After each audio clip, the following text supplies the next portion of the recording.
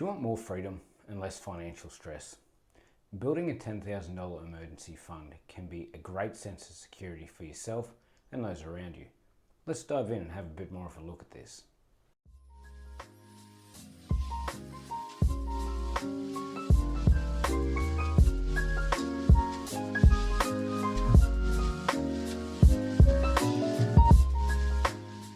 You might be at a point in your life where you're sick and tired of feeling stressed, feeling anxious about weekly bills, living paycheck to paycheck, and wondering, is this all there really is? Well, a $10,000 emergency fund is something that's going to take away the anxiety and the stress of living your life week to week. And there's a few different ways you can go about this. The main thing you need to realize is that all it really takes is for your car to break down, a medical emergency where you can't work regularly, or even something as trivial as a vet bill, and you're back in the cycle of debt and living paycheck to paycheck. So a $10,000 emergency fund is an absolute must for someone looking to break this cycle of debt. And I want to tell you how you can go about building one of these. But first, let's explore, and I want to talk to you about a little bit of a story about an experience I had myself. I remember towards the end of 2019, I found myself in this constant cycle of basically going out and buying fancy dinners, brand new tech gadgets. I had to have the latest mobile phone or camera. And I guess really I was just in this never-ending cycle of racking things on a credit card, of just having to feel like I had the latest and greatest, and jewelry, chains, brand new clothes. And at the time, I guess money wasn't bad, but I was just spending everything I was earning and there was nothing left over. And this included credit card debt. At the time, I think I had about $4,000 that was invested in the S&P 500. And with that, we just had a massive market crash due to this new illness no one knew anything about. That was called COVID-19. So blood was in the streets on the market. And of course, I just had a car issue, didn't I? So I had to sell at a rather large loss to get my car back up on the road, because the maintenance bill had come to $4,000 by the time it came to parts and labour. If I had have had an emergency fund and slowed down and taken the time and the steps that I'm going to talk to you about shortly, that $4,000, which I would have been able to keep in the stock market, would be worth well over $16,000 today. Now, that's essentially a 4 times return on that money. So I want to give you just some ballpark tips and ideas on how you can go about this. Of course, I'm not a financial advisor. I'm just some dude on the internet telling you a story, and take from this whatever it feels like that you will. Tip number 1, stop with unnecessary spending. So, of course, the easiest way to do this is to sit down and make yourself a budget. And that's going to be where you write down week to week what it costs you to live, what bills are 100% necessary, and what purchases you absolutely need to make, not the purchases that you want to make. From here, hopefully you find a little bit of room in your budget and will find that there's some money left over. This could also include doing things like eating at home, of course, not wasting money on fancy dinners.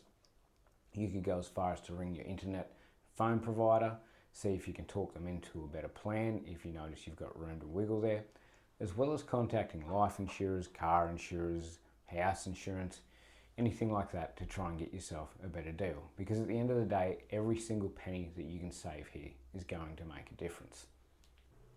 I even went as far as to stop buying coffee from the local coffee shop while I was going through this phase, and making it myself, taking it to a mug on my way to work. Second step is to basically realize that the rich man appears to be average, while the average man is constantly appearing to be rich. What I mean by this is that when you see people that have true wealth, they're not in the flashiest car, they're not wearing a brand new suit and have a brand new bag or the latest sneakers or any of this. They're basically just in simple clothes, and they probably drive the same Toyota that they've owned for the last 10 years. Coming up, one of the things that I noticed was a massive wealth killer amongst many of my peers and friends was that they had to buy a brand new car. It had to be a sports car, or had to be this and that. And that is one of the biggest wealth killers of their weekly money was that more than 50% of it was going towards a car loan, or they'd go and buy a $100 plain white t-shirt when a $10 t-shirt from Kmart will do the exact same thing. So notice that the rich man appears average and the average man is trying to appear rich. The third step that really helped me is to stop consuming and think about where I can start creating. Now, we all know what social media does to the brain, and even YouTube is a form of social media, but I think it's a little bit different because it can be educational. However, I want you to stop and think, how much time do you really spend, whether it's scrolling TikTok or Instagram or Facebook, and think, well, if I used even a few hours out of this within the week, could I maybe mow some lawns, make a little bit extra cash to help pay out some debt? Could I create a personal brand, sell products online? Maybe you've got a skill that other people want. Maybe you could even tutor or teach or mentor this skill onto other people, and of course charge for your time. There'll always be something that you can do instead of consuming content. Go out and create and give to the world something that brings value, which is in return going to take the money out of another person's pocket and put it in yours in exchange for that value. Maybe $10,000 is too great a sum for you to think of. Break this down and say, all right, I'm going to give myself 3 months to save $2,500. And then you go ahead, you sit down, you stick to the plan, you work your budget. 3 months time, you find, I got $2,500 saved away. Simple. Just repeat this plan 3 more times over the coming 9 months, and all of a sudden, you're going to have the $10,000. If I could ask that you could please hit that like button down below and subscribe so that you can help this channel, maybe even share this and pass it on to someone else who needs to hear it. I'm out here trying to give some free value for those and spread this message where I can so that people can achieve more financial freedom in their own life. I can't tell you this absolute relief of stress and how much better you're going to sleep at night once you get to this $10,000 in an emergency account. From here, it's going to open up investment opportunities, just the things are endless once you get that first $10,000 stacked up. And I wish they'd teach this stuff in school, and I wish that I could reach more people. So please drop a comment down below. Tell me where you are in your journey on the way to $10,000. Or maybe you're well ahead of that. Maybe you've got $100,000 invested. Tell me down below. I want to hear about it. All right, until the next one, guys. Thank you.